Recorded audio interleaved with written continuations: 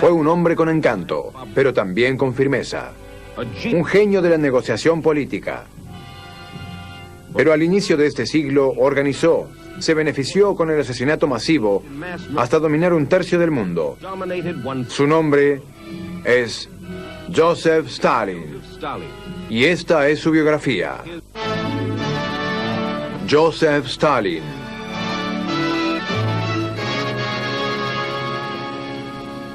Soy Mike Wallace, esto es Biografía.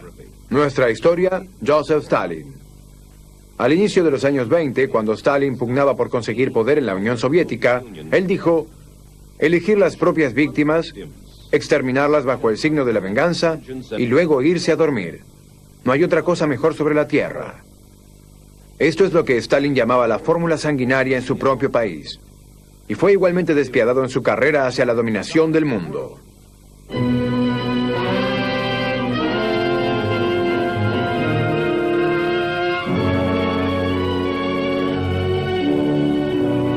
Antes del inicio del siglo, el imperio ruso está gobernado por el zar Nicolás, un gobernante inmoral que gustaba de los placeres y el protocolo.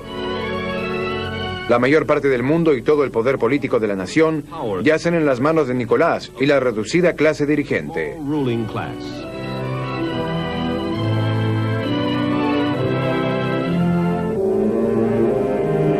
El pueblo ruso, las masas, viven primitivamente, millones de ellos en degradante pobreza. Están oprimidos y pauperizados. A lo largo de los años, sus protestas y revueltas han sido sofocadas por los soldados. De esta clase de personas es que proviene Joseph Stalin.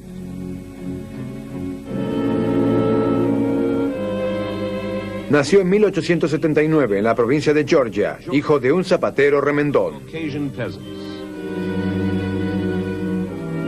El joven Stalin estudia para presbítero, pero en el seminario es despreciado por sus compañeros de clase, que lo insultan despiadadamente. Stalin es expulsado de la institución cuando se une a la organización radical marxista.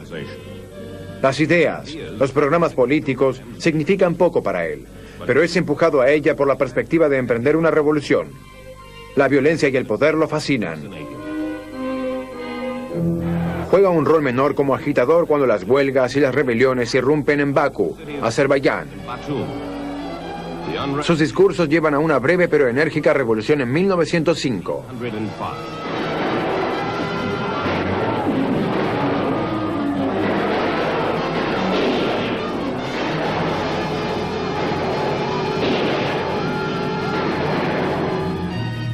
Stalin es arrestado por agitador.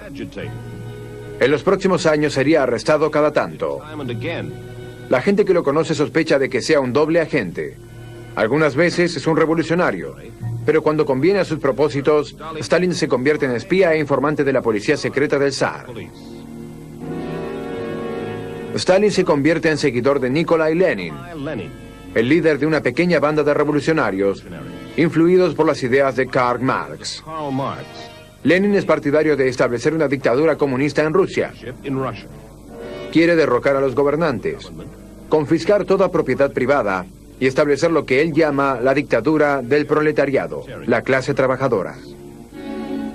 Dice un observador, incluso cuando duerme, Lenin no sueña con otra cosa sino con la revolución. Lenin y sus seguidores esperan el momento exacto.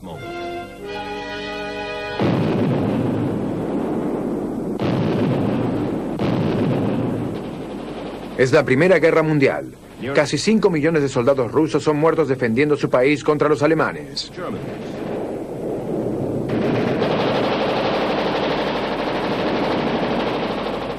Aunque el ejército está diezmado y su gente desmoralizada, el zar Nicolás no alcanza a advertir que el peligro está en otra parte.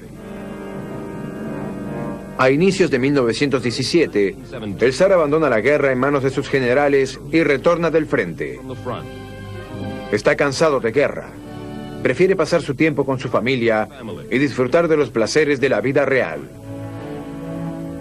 Sus consejeros le advierten que el pueblo ruso está al borde de la revuelta y que debe otorgar a la gente mayor libertad antes de que sea demasiado tarde. Pero el zar se rehúsa. No permito que nadie me dé consejos, declara.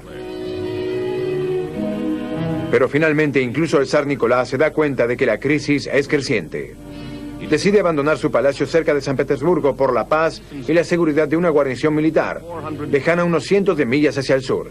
Desde allí dice, voy a gobernar con mayor tranquilidad.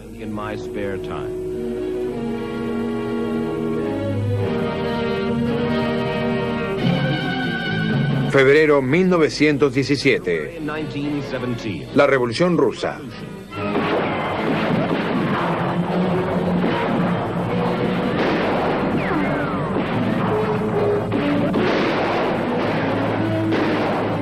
El pueblo derroca al gobierno corrupto.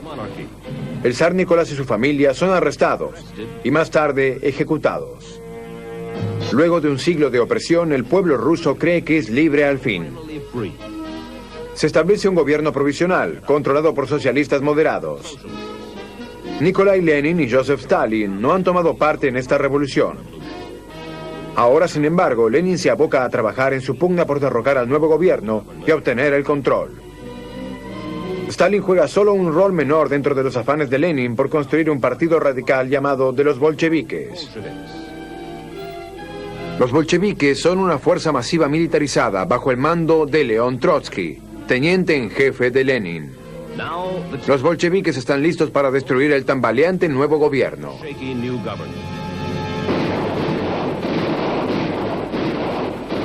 Octubre 1917. Una segunda revolución convulsiona a Rusia.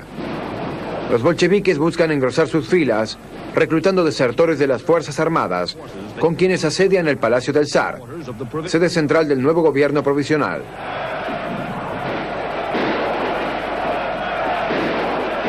Durante la lucha, Stalin permanece en un cauto segundo lugar.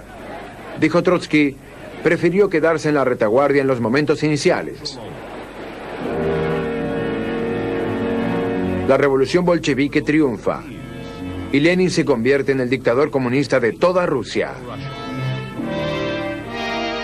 Ordena que las masas soviéticas sean gobernadas con mano de hierro.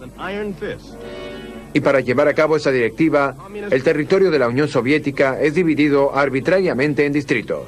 Joseph Stalin es nombrado comisario de las nacionalidades, posición que le confiere poder directo sobre 130 millones de personas. Los frutos del comunismo son el caos y la pobreza. El tiránico control gubernamental sobre los granjeros conduce al desastre. La cosecha fracasa y el país está hambriento. Hemos llegado demasiado lejos, admite Lenin. Para evitar el total colapso de la nación, se ve forzado a reinstaurar alguna libertad, alguna iniciativa privada entre los granjeros. No obstante eso, un alivio de emergencia llega desde el país más odiado por Lenin, los Estados Unidos, nación capitalista, para ayudar a calmar el hambre de 10 millones de rusos.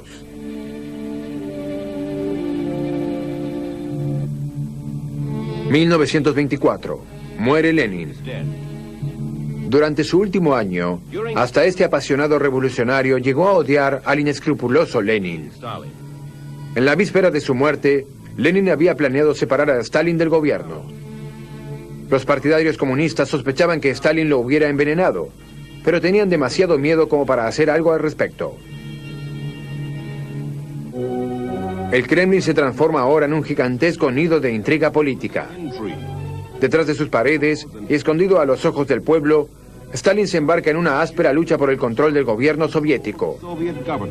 Nunca se compromete. Observa la lucha de una facción contra otra. Y al fin emerge como el dueño del Kremlin, dictador de la Unión Soviética. Más tarde, Stalin lanza el primero de sus conocidos planes quinquenales. El resultado es una miseria creciente para el pueblo ruso. Los granjeros sufren los arbitrarios y opresivos controles del gobierno. Una vez más, la hambruna iguala a la nación. En un lapso de 2 años, 5 millones de rusos mueren de inanición.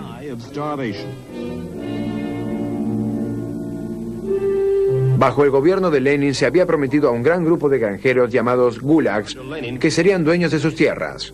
Solo sus granjas son productivas. Ahora, en el nombre del comunismo, Stalin los condena a una terrorífica persecución. Todas sus tierras les son confiscadas y al menos 2 millones de ellos son encarcelados o enviados al exilio. Los cientos de miles de gulags que se resisten son sistemáticamente hostigados por el Ejército Rojo. Poblados enteros de gulags son eliminados con los cañones soviéticos. Escribe un corresponsal extranjero. En estos momentos toda la fuerza de Rusia se desmorona a merced al dolor y al abandono. Las iglesias son cerradas por orden del gobierno. Stalin quiere ser el único dios de la Unión Soviética. Stalin realiza pocas apariciones públicas. Representa el papel de benévolo gobernador de estas gentes. Pero resulta ser una figura misteriosa, aún para su círculo más íntimo. No ama el dinero ni los placeres, ni se exhibe con mujeres, comenta un observador. Todos en el Kremlin saben que ha tenido una esposa mucho más joven que él, que lo despreciaba por su crueldad. Un día, en 1932, fue encontrada muerta de un disparo. Algunos hablaban de suicidio. Otros dijeron que Stalin la asesinó. Pero se trataba de un asunto delicado del que el pueblo ruso jamás se enteró. Hacia 1933, el gobierno soviético ya ha sido reconocido por la mayoría de las grandes potencias mundiales. Finalmente, los rusos reciben el reconocimiento que más desean, el de los Estados Unidos, bajo Franklin Roosevelt. Ustedes saben que durante 16 años, una nación más grande aún que la nuestra, en población y en extensión territorial, no ha estado habilitada para hablar oficialmente con los Estados Unidos, ni ha podido mantener relaciones internacionales. Y creo con franqueza que el motivo más poderoso que hay detrás de las conversaciones que culminaron ayer con todo éxito entre Rusia y los Estados Unidos fue el deseo de ambos países, de ambas naciones, de que sus pueblos estrechen lazos que los unan a través del mundo.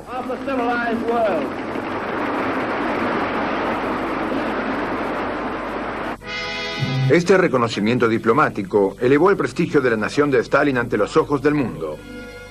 También le resultó especialmente útil para concretar tratados y obtener créditos, de los cuales necesitaba perentoriamente debido a la situación caótica de la economía soviética.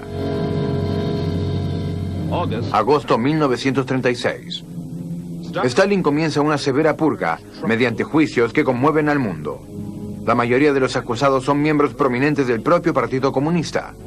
En estos juicios, donde están en juego sus vidas, se los acusa con cargos falsos por subversión y corrupción. Stalin quiere liquidarlos por dos motivos. Su poder político puede ser un peligro a corto plazo, pero más importante aún, tiene evidencia de primera mano, acumulada por años, de los manejos de Stalin. Ellos saben demasiado.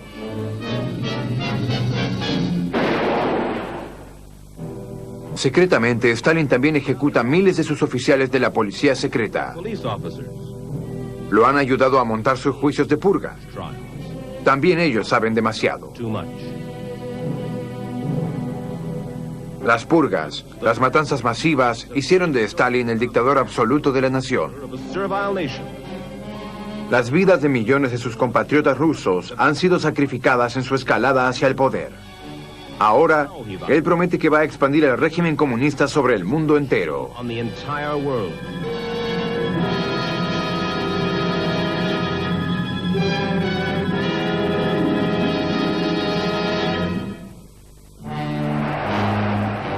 Alemania, 1939. Durante los últimos 6 años, Joseph Stalin ha observado con cautela la escalada de otro dictador, Adolf Hitler. Públicamente Stalin lo denuncia, pero en secreto, ambos trabajan en un acuerdo siniestro, un pacto de no agresión entre sus dos naciones. Esta alianza entre los más terribles dictadores de la historia llevaría a una de las guerras más devastadoras de la historia.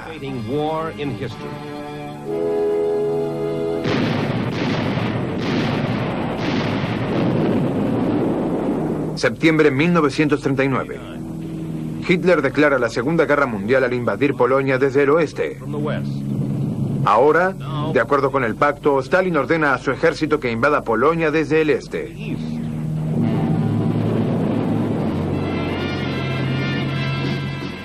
Conforme pasan los meses, Adolf Hitler conquista un país tras otro. Decide que no quiere tener un aliado para el largo plazo en la dominación de Europa. Para eso, planea hacer a Stalin a un lado y conquistar a la Unión Soviética por sus propios medios. Las divisiones expansionistas de Hitler arrasan Rusia. En solo 6 meses llegan hasta solo unos 30 kilómetros de Moscú. Desesperadamente, Stalin quiere resistir con su imperio comunista.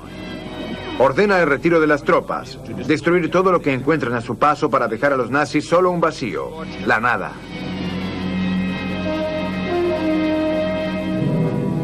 Y la estrategia comienza a surtir efecto.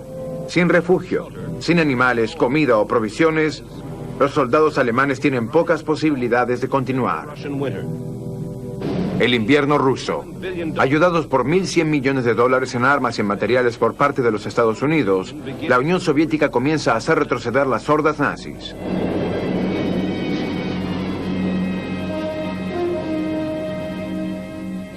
Noviembre de 1943. En medio de la guerra, el Congreso de Teherán. El primer encuentro cara a cara de los 3 grandes: Roosevelt, Churchill y Stalin. Esta conferencia y las que le seguirían decidirán el curso de la historia de los años por venir. Algunos de los consejeros de Roosevelt le advirtieron que Stalin era un aliado cínico y peligroso. Pero Roosevelt decía: tengo la corazonada de que Stalin no es ese tipo de hombre. Si doy todo lo que puedo y no espero nada de él a cambio, él va a colaborar conmigo en la paz mundial y para la democracia. Los 3 líderes acuerdan que las fuerzas norteamericanas y británicas emprendan una invasión a gran escala sobre Francia, el segundo frente a presionar junto al Ejército Rojo. Y Stalin gana otro punto. Tosudamente solicita que le sea permitido retener su influencia sobre Polonia, territorio que había conquistado a principios de la guerra. Stalin ha ganado valiosas concesiones en Teherán. Febrero 1945, Yalta. El último encuentro de Churchill, Roosevelt y Stalin. Alemania está virtualmente vencida y Stalin acuerda ahora declarar la guerra a Japón. Durante la conferencia declara: quiero brindar por nuestra alianza. No debemos defraudarnos entre nosotros. Como hombre simple que soy, decía Stalin, creo que lo mejor es no defraudar a mi aliado, aun si él fuera un tonto.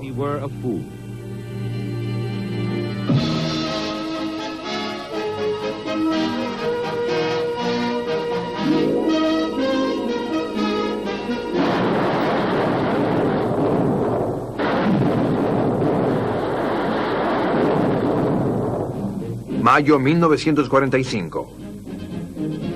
La Unión Soviética celebra el fin de la guerra en Europa.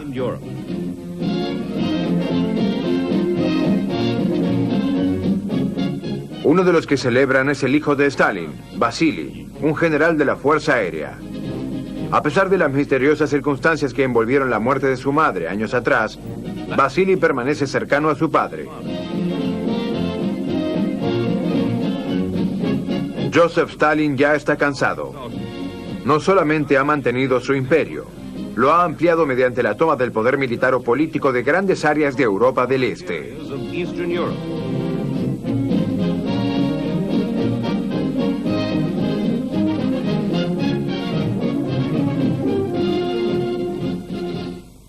Julio 1945. El encuentro de Potsdam. Churchill, Stalin y Harry Truman, quien se ha convertido en presidente luego de la muerte de Franklin Roosevelt. Los 3 poderes acuerdan dividir a Alemania en varias zonas aliadas de ocupación. Berlín, aún estando en la zona soviética, será ocupada por las potencias aliadas. Durante la conferencia, Stalin es criticado por Truman y Churchill por las tácticas aplicadas en Europa del Este, pero él minimiza las acusaciones. Son cuentos de niños, dice.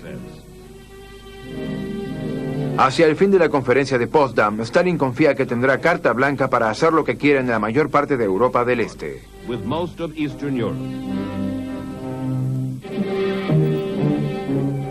Una cortina de hierro ha descendido a lo largo del continente, dice Winston Churchill en 1946.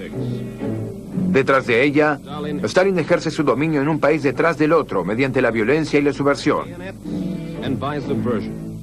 En Polonia, Bulgaria, Checoslovaquia, Estonia, Lituania y Hungría. Hacia fines de los 40, el control de Stalin sobre prácticamente todo el este europeo es un hecho. Ahora lleva su vista a Asia. Stalin realiza uno de los más significativos actos en la historia del poder político. Una alianza con Mao Zedong, dictador de la China Roja. El imperio comunista de Stalin ahora domina un tercio del mundo, 1 billón de personas. Pero Joseph Stalin sabe que para proteger todo su poder, debe ser cada vez más impiedoso. En el curso de los años se han formado muchos nuevos enemigos dentro del Kremlin. Es tiempo de hacer algo con ellos. Un día, un antiguo partidario comunista, llamado Andrei Zhdanov, muere.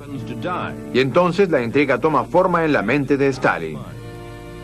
Va a decir que Zhdanov ha sido asesinado y va a volcar la acusación hacia el lado de sus propios enemigos. Stalin planea montar un nuevo juicio de purga.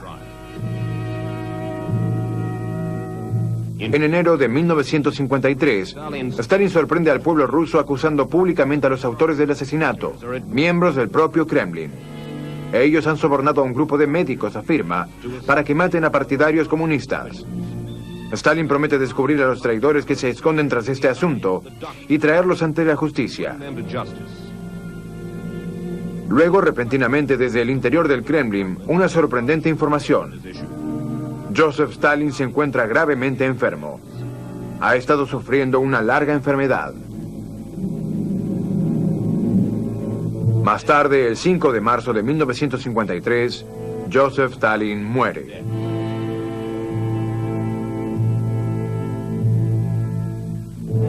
Más de 1 millón de personas se apostó al paso del ataúd, el cual fue depositado junto a la tumba de Lenin en el mausoleo de la Plaza Roja. La muerte del dictador inicia la especulación en todo el mundo. Obviamente Stalin había estado planeando una purga política. Tal vez sus adversarios políticos lo habían asesinado antes. Nadie fuera del Kremlin puede saberlo con certeza.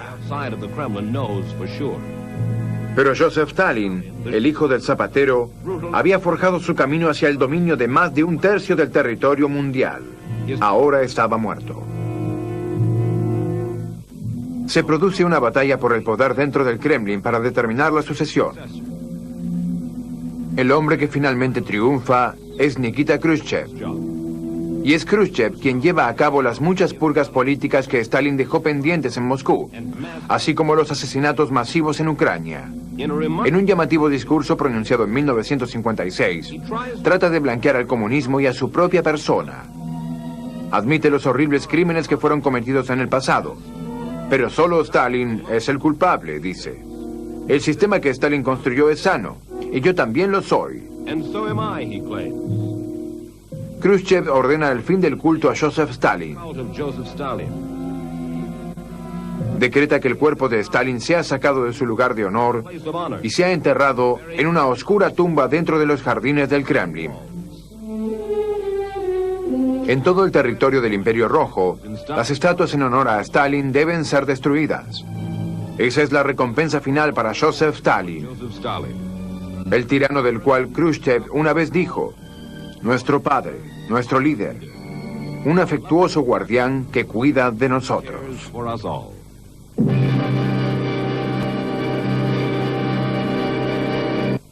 George Kennan, nuestro ex embajador en la Unión Soviética, dijo una vez de Stalin: era un hombre de una criminalidad tan increíble, sin lástima ni piedad. A su lado, nadie estaba a salvo. Ese fue el hombre que construyó el imperio comunista.